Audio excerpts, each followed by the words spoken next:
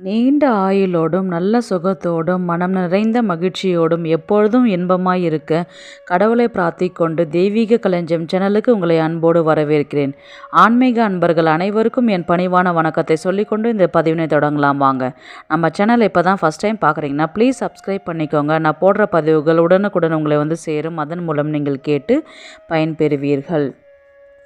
இன்றைக்கி நம்ம சேனலில் என்ன பார்க்க போகிறோன்னு பார்த்தீங்கன்னா, நாக சதுர்த்தியும் கருட பஞ்சமியும் 2 நாள் ஃபஸ்ட்டு நாள் நாக சதுர்த்தி வருது, அடுத்த நாள் கருட பஞ்சமி வருது.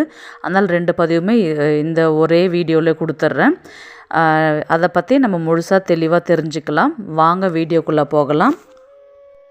ஆடி அமாவாசைக்கு அடுத்து வருவது நாக சதுர்த்தி. அதற்கு அடுத்த நாள் கருட பஞ்சமியாக கொண்டாடப்படுகின்றது.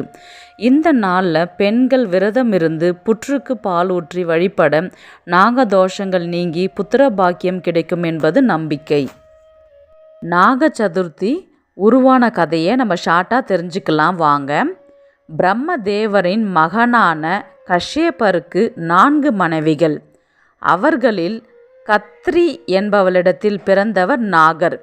தாய் சொல்லை கேட்காததால் தீயில் விழுந்து இறக்கும்படி தாய் கத்ரி சாபம் கொடுத்தாள். அந்த சாபத்தினால் பல நாகங்கள் மன்னன் ஜனமேஜயன் நடத்திய சர்ப யாகத்தின் போது அக்னியில் விழுந்து இறந்தன. ஹஸ்திகன் ஜனமேஜயனது யாகத்தை தடுத்து நாகர்களுக்கு சாப நிவர்த்தி கொடுத்தார். அவ்வாறு நாகர்கள் சாப நிவர்த்தி பெற்ற நாள்தான் இந்த நாக சதுர்த்தி. இந்த நாளில் நாகதேவதை கருடாழ்வார் 2 தெய்வங்களையும் வழிபடுவதால் அனைத்து விதமான தோஷங்கள் மற்றும் பாவங்கள் விலகும் என்று சொல்லப்படுகின்றது. ஜாதகத்தில் ராகு கேது சரியாக இல்லை என்றால் சர்பதோஷம் ஏற்படும்.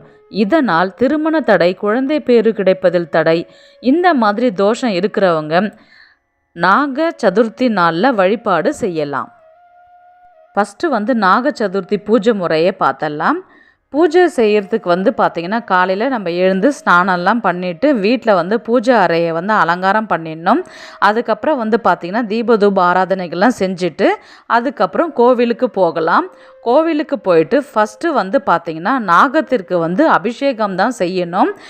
மஞ்சளில் அபிஷேகம் பண்ணணும். அதுக்கப்புறம் பால் மற்றும் பன்னீர் இதில் அபிஷேகம் பண்ணிவிட்டு அதுக்கப்புறம் பார்த்திங்கன்னா மலர்களால் அலங்காரம் பண்ணிவிட்டு அதுக்கப்புறம் நம்ம தீபம் ஏற்றி பிறகு அந்த கோவிலில் முட்டை வைக்கிறது இருக்குன்னா ஒரு கோவிலில் நம்ம முட்டை வைக்க வேண்டாம், பால் மட்டும் ஊற்றிட்டு போங்க அப்படின்னு மாதிரி சொல்லுவாங்க. பால் முட்டை வச்சு நீங்கள் அபிஷேகம் பண்ணி பூஜை செய்கிற மாதிரி இருந்ததுன்னா பண்ணுங்க. அப்படி இல்லைன்னா வெறும் பால் மட்டும் புற்றில் ஃபஸ்ட்டு ஊற்றிட்டு அதுக்கப்புறம் நம்ம தீபம் ஏற்றிட்டு நம்ம வழிபாடு செஞ்சுட்டு மஞ்சள் குங்குமம் நம்ம அந்த சன்னிதானத்தில் வச்சுட்டு வரணும். ஒரு சில இடங்களில் பார்த்திங்கன்னா அரச மரத்து அடியில் பார்த்திங்கன்னா புற்று இருக்கும். அங்கே பார்த்திங்கன்னா நிலமாக இருக்கும், இல்லை ஒருத்தங்க நிலத்திலே கூட புற்று இருக்கும். அங்கே பூஜையெல்லாம் பண்ணுவாங்க. அந்த மாதிரி இடத்துல ரொம்பவே விசேஷம். நம்ம எந்த ஒரு டிஸ்டர்பன்ஸ் இல்லாத ஃப்ரீயாக அழகாகவே உட்காந்து நம்ம அழகாக பொறுமையாக பூஜை பண்ணலாம். புற்றுக்கு ஃபஸ்ட்டு மஞ்சள் குங்குமம் போட்டுட்டு அதுக்கப்புறம் பால் ஊற்றிட்டு முட்டை வைக்கிறதுனால வைக்கலாம். அதுக்கப்புறம் வச்சுட்டு நம்ம தீபம் ஏற்றிட்டு ஒரு சின்ன கொட்டாங்குச்சியில் இல்லைன்னா சின்ன பாத்திரத்தில் ஏதாவது மீதமுள்ள பாலை அதிலே ஊற்றி வச்சுட்டு வரலாம். பாலை கீழே ஊற்றி வேஸ்ட் பண்ண வேண்டாம். அதுக்கப்புறம் நம்ம கோவில்லையும் சரி அரச மரத்தடியில் இருக்கிற புற்றுக்கும் சரி நம்ம புற்று சுற்றி வரணும். 3 சுற்று சுற்றி வரணும். இப்போ நான் கோவிலுக்கும் போக முடியாது, வேறு எங்கேயும் போக முடியல, நான் வீட்டிலே நாகதேவதைக்கு நம்ம அபிஷேகம் பண்ணலாமா, பூஜை செய்யலாமான்னா தாராளமாக பண்ணலாம். நம்ம வீட்டில் எப்பயும் போல் நம்ம பூஜை அறையை அலங்காரம் பண்ணிவிட்டு அதுக்கப்புறம் வீட்டுக்கு வெளியில் தான் நம்ம நாகதேவதைக்கு அபிஷேகம் பண்ணணும். ஏன்னா நம்ம வீட்டு உள்ளே பண்ணும் பொழுது ஒரு சிலர் பயப்படுவாங்க.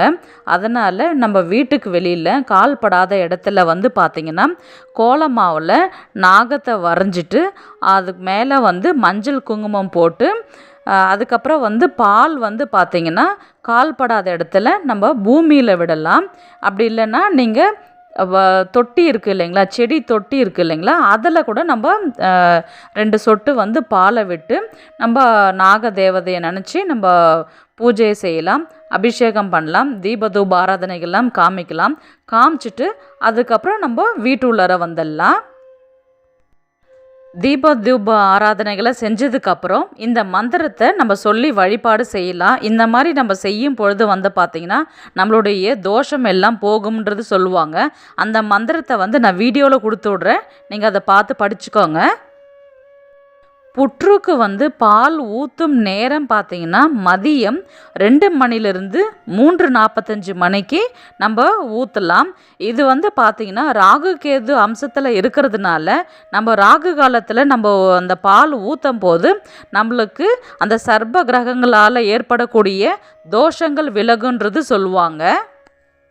நாக சதுர்த்தி ஆரம்பிக்கும் நேரம் பார்த்திங்கன்னா ஆகஸ்ட் மாதம் 7ஆம் தேதி இரவு 10:06 மணிக்கு தொடங்கி ஆகஸ்ட் மாதம் 8ஆம் தேதி 12:37 மணிக்கு நள்ளிரவில் முடிவடைகின்றது.